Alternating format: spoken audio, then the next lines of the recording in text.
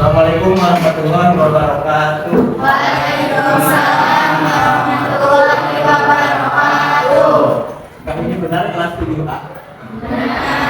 Yes. Apakah ada yang masih di luar? Benar. Kalau sudah masuk semua, boleh kayaknya dipimpin untuk baca doa. Duduk siap. Sebelum belajar, mari kita berdoa di dalam hati masing-masing. Berdoa dimulai.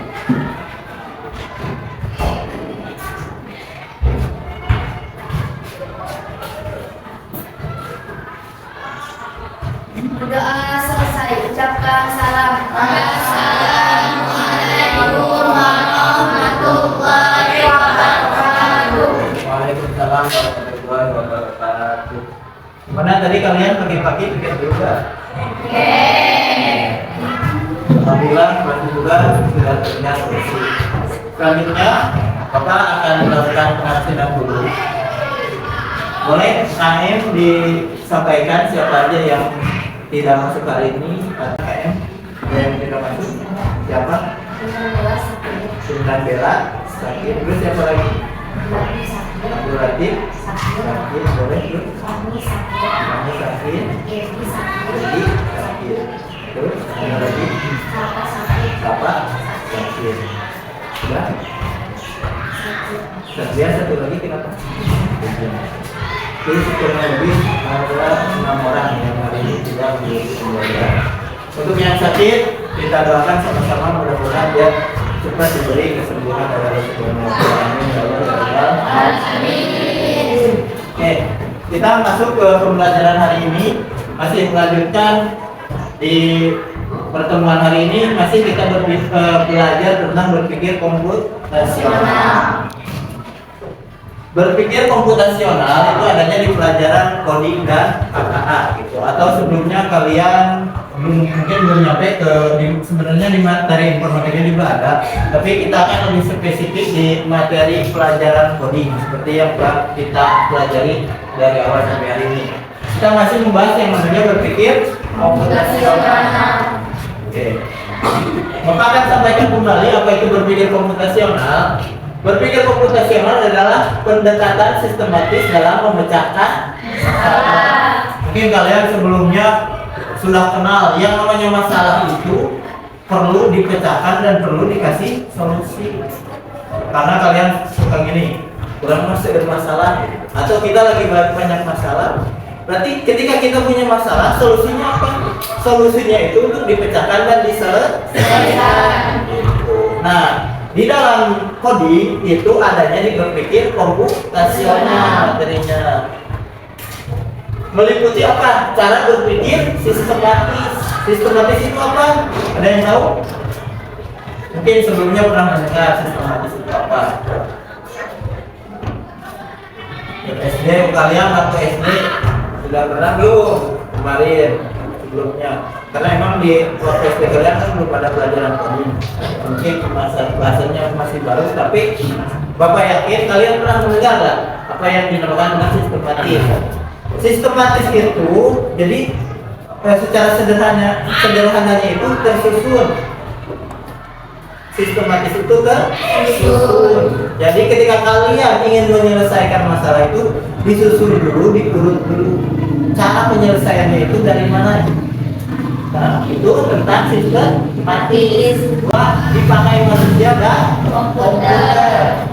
Manusia sangat dianjurkan untuk berpikir komputasional. Salah satunya tadi ciri kita berpikir komputasional itu berpikirnya itu secara tersusun.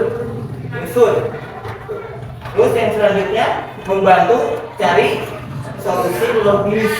Ketika kita berpikir secara komputasional tersusun, maka nanti solusinya itu bakal logis, masuk akal. Terus yang terakhir ada solusi yang efisien dan kreatif. Nah, itu berarti seperti yang telah kita sampaikan sebelumnya, dengan kita berpikir komputasional, maka kita akan lebih mudah memecahkan suatu masalah dan bisa memberikan solusi terhadap masalah tersebut. Karena kita sudah bisa berpikir secara sistematis.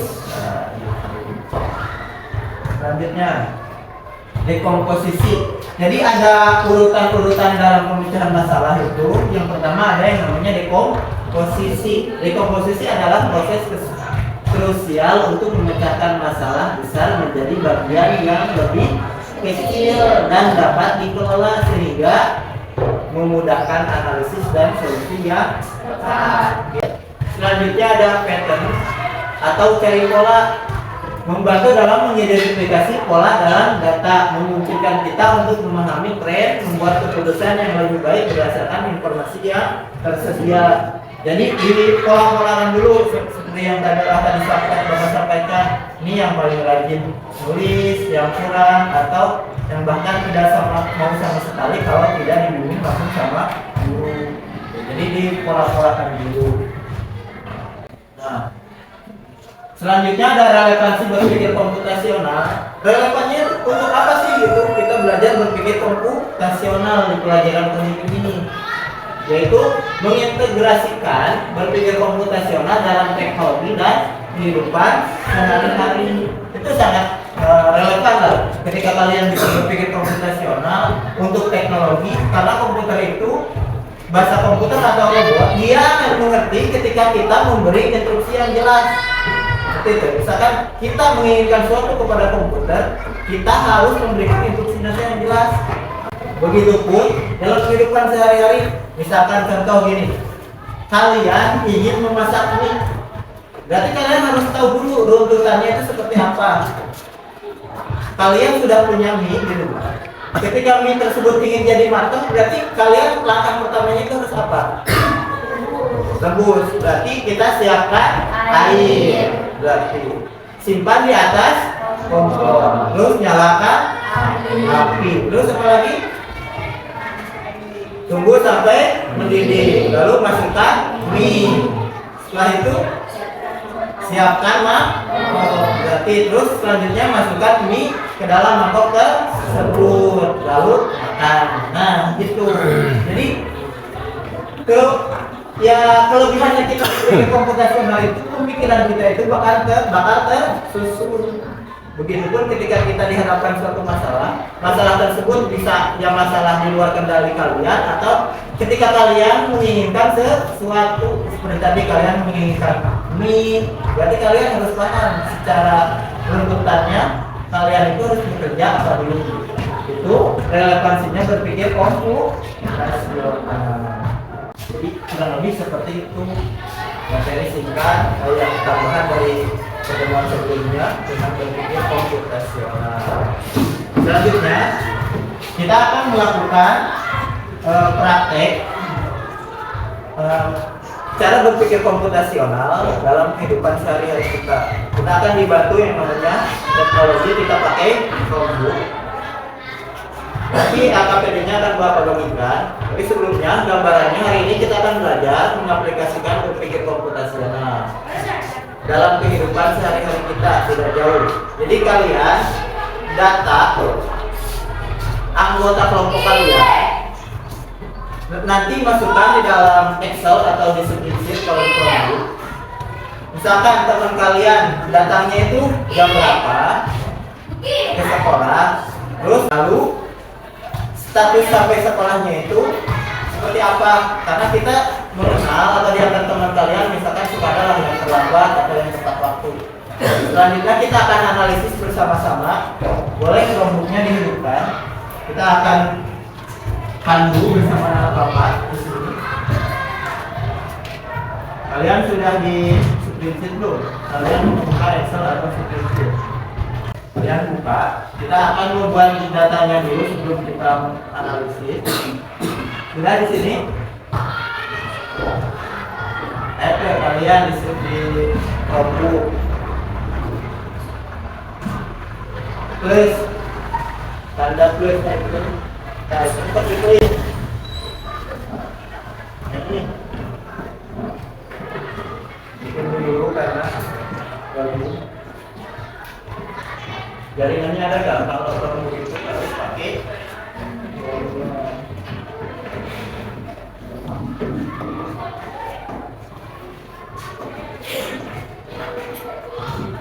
misalnya dia ada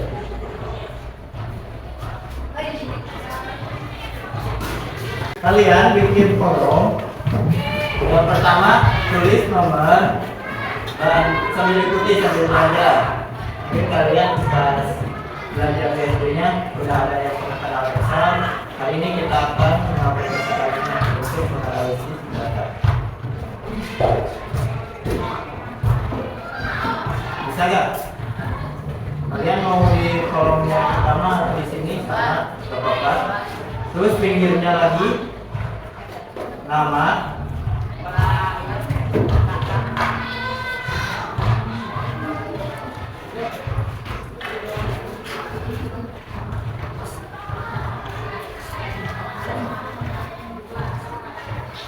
Aduh.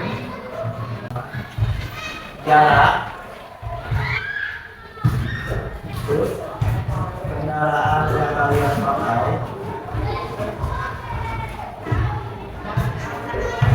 Terus cuaca. Udah kalian bisa berpikir aja. Waktu tempuh. Dan status.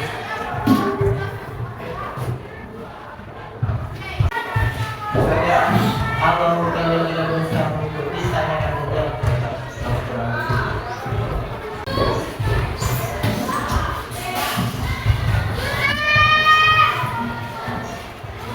Coba dibantu sama Pak. Ya, di sini. Ini kan. Ini nanti bikin saya.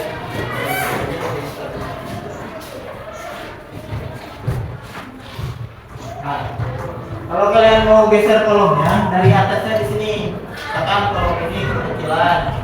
Dari atas gesernya dari sini.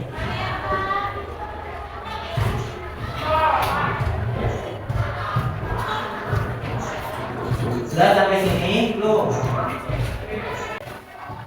Untuk nomornya kita bisa melakukan secara otomatis. Kita klik 1 sampai 2 dulu. Bisa nggak? 1 sampai 2. Pilih all folder, tapi beda posisinya. Nah, yang ini. Nah, pilih yang pertama. Nah, gitu.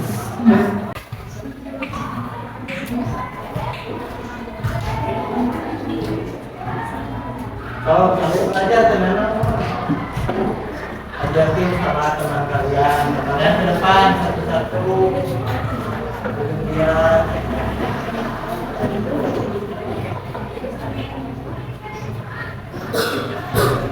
mau ke depan lagi teman-teman. Kalian kembali.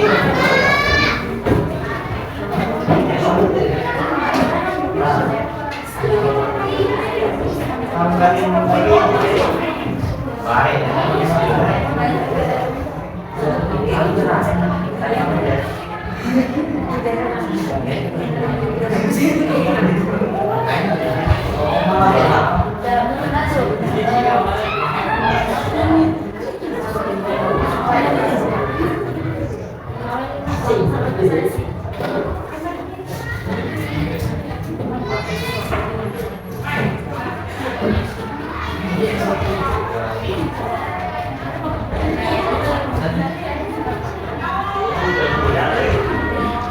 Jadi ikuti bisa. Mau kalian bisa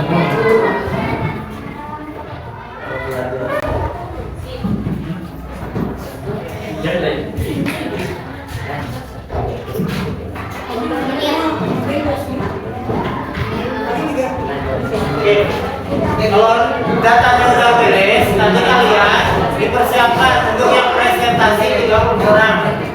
Di presentasi 3 orang ini.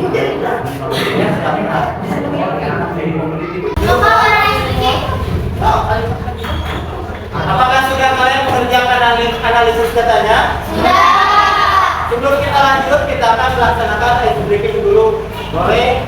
Sekarang gantian, jangan diikuti sama Bapak dulu. Dipimpin oleh teman kalian, ada yang mau? Stop, boleh ke depan, tanya.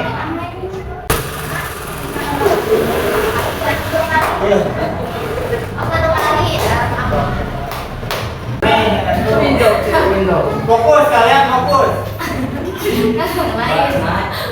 Tepuk 1, tepuk 2,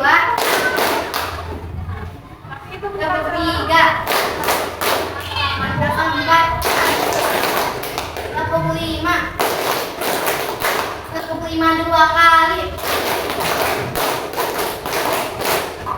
Terima kasih. Tepuk tangan untuk kita semua. Terima kasih. Setelah melakukan SBT, kalian nampaknya lebih semangat lagi. Kita masuk ke sesi terakhir, yaitu presentasi hasil analisis data kalian. Seperti yang tadi saya arahkan, bahwa perwakilannya itu hanya 3 orang, tidak semua ke depan. Boleh dimulai dari kelompok 1 dulu untuk mempresentasikan hasil analisis datanya. Assalamualaikum warahmatullahi wabarakatuh. Waalaikumsalam warahmatullahi wabarakatuh. Kami dari kelompok 1 akan mempresentasikan analisis data kelompok kami. Jadi ini analisisnya. Kelompok kami beranggota 6 orang. 1 Silvi. Jarak dari sekolah. Jarak dari rumah ke sekolah tidak terlupa. Naik kendaraan motor, cuaca cerah, waktu tempuh 15 menit. Status tidak tepat waktu. Nomor 2 Nasila. Jarak dari rumah ke sekolah 1 km. Kendaraan jalan kaki, cuaca cerah, waktu tempuh 10 menit. Status tepat waktu. Nomor 3 Santi. Jarak dari rumah ke sekolah 2 km.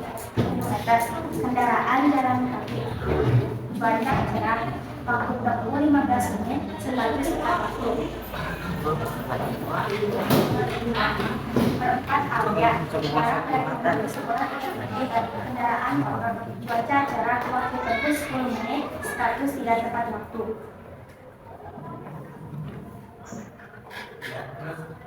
Nomor 5 Ihsan. Jarak dari rumah ke sekolah 6 km. Kendaraan motor, cuaca cerah, waktu tempuh 10 menit. Status tepat waktu. Nomor 6 yang terakhir Fajar. Jarak dari rumah ke sekolah 4 km. Kendaraan motor, cuaca cerah, waktu tempuh 3 menit. Status tepat waktu. Jadi hasil analisisnya, berarti statusnya ada berapa status? 2 status apa aja? Sudah tepat waktu dan tepat waktu. Kalau yang tepat waktu berarti itu faktor apa aja yang membuat dia bisa tepat waktu? Kamu lebih awal, lebih awal. Ya, jadi apakah kendaraan yang dia pakai mempengaruhi atau tidak? Mempengaruhi. Contohnya gimana? Naik bensin. Ya, bensin boleh. Jadi gini, bisa dilihat apalagi yang menggunakan yang berjalan itu jalan kaki, tidak menggunakan motor. Jadi seperti itu. Mungkin kalian bisa kan sekarang mah menganalisis faktor apa aja yang membuat kalian itu datang ke sekolahnya itu terlambat. Jadi itu. Boleh, terima kasih kelompok 1. Tapi tutup kelompok 1. Sekian. Sekian dari kelompok ini. Mohon maaf jika ada kesalahan. Assalamualaikum warahmatullahi wabarakatuh. Waalaikumsalam warahmatullahi wabarakatuh. Oke, selanjutnya kelompok 2. Ini dipakai di kelompok 2. Ya, sebisa kalian aja sampai ke ditemani mau sama siapa? Waalaikumsalam warahmatullahi wabarakatuh. Di sini kami akan mempresentasikan hasil analisis data dari kelompok kami yang beranggota 8 orang. Yang pertama Nina 2, jarak tempuhnya yaitu 1 km dan berangkat ke sekolahnya jalan kaki. Cuaca cerah, waktu tempuhnya 10 menit dan statusnya tepat waktu. Yang kedua Dani Aidi, jarak tempuhnya 20 km, naik kendaraan motor, cuacanya cerah, waktu tempuhnya 35 menit dan statusnya terlambat. Mungkin alasan yang Aidi terlambat ke sekolah dikarenakan rumahnya jauh dan bangunnya kesiangan. Untuk Aidi, untuk hari-hari selanjutnya bangunnya lebih awal biar datang sekolahnya tepat waktu. Yang mana nih Aidinya yang mana? Ya, dilanjut. Yang ketiga ada Shakira, jarak tempuhnya 5 km, kendaraan jalan kaki, cuacanya cerah, waktu tempuhnya 20 menit, statusnya terlambat. Mungkin Shakira terlambat karena jalan kaki dan rumahnya jauh. Nah, jadi untuk ada Ayri Ismayanti, jarak tempuhnya 5 km, jalan kaki, berangkat ke sekolahnya jalan kaki, cuacanya cerah, waktu tempuhnya 20 menit, statusnya tepat waktu. Yang kelima ada Asep Rizky, jarak ke sekolahnya 5 km, naik kendaraan motor, cuacanya mendung, waktu tempuhnya 15 menit, dan statusnya tepat waktu. Yang keenam ada M. Ajril, jaraknya 10 km, kendaraan motor, cuacanya mendung, waktu tempuhnya 20 menit, statusnya tepat waktu. Dan yang ketujuh ada Darojat, jaraknya 15 km, kendaraan motor, cuacanya hujan, waktu tempuhnya 25 menit, statusnya terlambat. Mungkin Darojat terlambat karena hujan, jadi berteduh dulu. Dan yang kedelapan ada Rifki, jarak tempuhnya 5 km, jalan kaki, cuacanya hujan, waktu tempuhnya 23 menit, statusnya terlambat. Alasan Rifki Apriana terlambat karena kan hujan dan berteduh dulu dan mungkin dia jalan kaki, jadi terlambat. Mungkin ini saja presentasi dari kami. Wassalamualaikum warahmatullahi wabarakatuh. Terima kasih kepada kelompok 2. Selanjutnya kelompok yang terakhir dipersilakan untuk mempresentasikan hasil analisis datanya. Boleh. Seperti kelompok sebelumnya 3 orang. Kelompok 3 untuk mempresentasikan hasil analisis datanya dipersilakan. Assalamualaikum warahmatullahi wabarakatuh. Waalaikumsalam warahmatullahi wabarakatuh. Kami dari kelompok 3 akan mempresentasikan hasil analisis data kami yang beranggotakan 8 orang. Yang pertama, Dinda dengan jarak 15 km, memakai kendaraan motor, cuaca cerah, dengan waktu tempuh 25 menit, status terlambat. Yang kedua, Dinara dengan jarak 1 km, kendaraan jalan kaki, cuaca cerah, dengan waktu tempuh 10 menit, status terlambat. Yang ketiga, Siti Aida dengan jarak 1 km, kendaraan jalan kaki, cuaca cerah, dengan waktu tempuh 10 menit, status terlambat. Yang keempat, Laura dengan jarak 1 km, kendaraan jalan kaki, cuaca cerah, dengan waktu tempuh 10 menit, status tepat waktu. Yang kelima, Mila dengan jarak 1 km, kendaraan jalan kaki, cuaca cerah, dengan waktu tempuh 10 menit, status tepat waktu. Yang keenam, Ika dengan jarak 1 km, kendaraan jalan kaki, cuaca cerah, dengan waktu tempuh 10 menit, status tepat waktu. Yang ketujuh, Dede dengan jarak 1 km, kendaraan jalan kaki, cuaca cerah, dengan waktu tempuh 15 menit, status terlambat. Yang terakhir, Yusuf dengan jarak 5 km, kendaraan motor, cuaca cerah, dengan waktu tempuh 20 menit, status terlambat.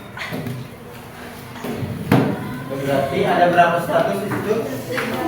2. Yang paling banyak yang status terlambat atau tepat waktu? Terlambat. Kamu bisa menyimpulkan nggak? Yang terlambat itu karena faktor apa aja dia bisa terlambat? Bisa melihat ya?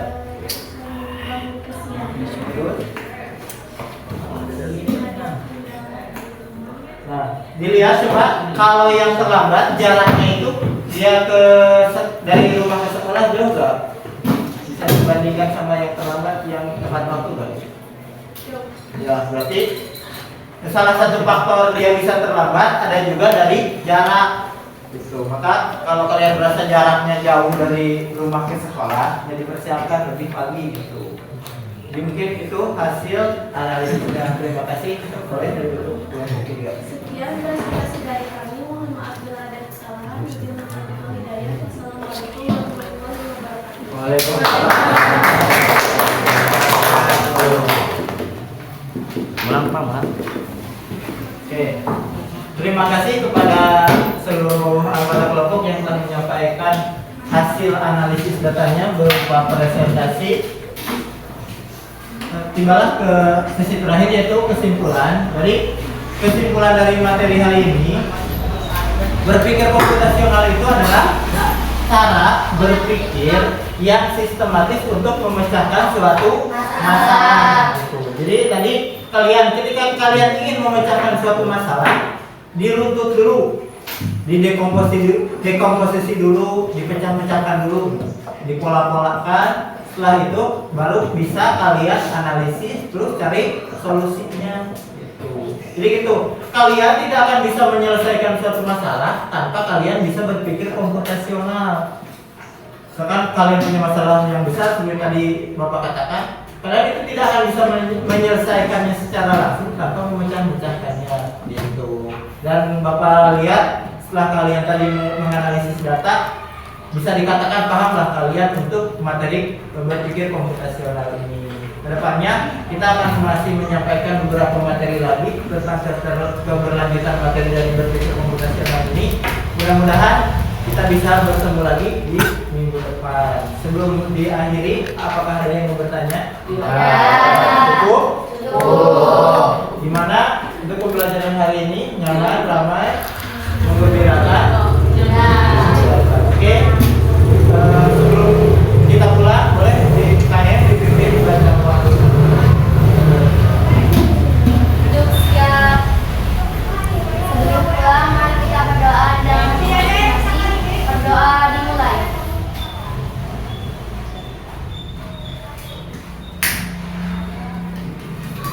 Berdoa selesai, ucapkan salam. Assalamualaikum warahmatullahi wabarakatuh.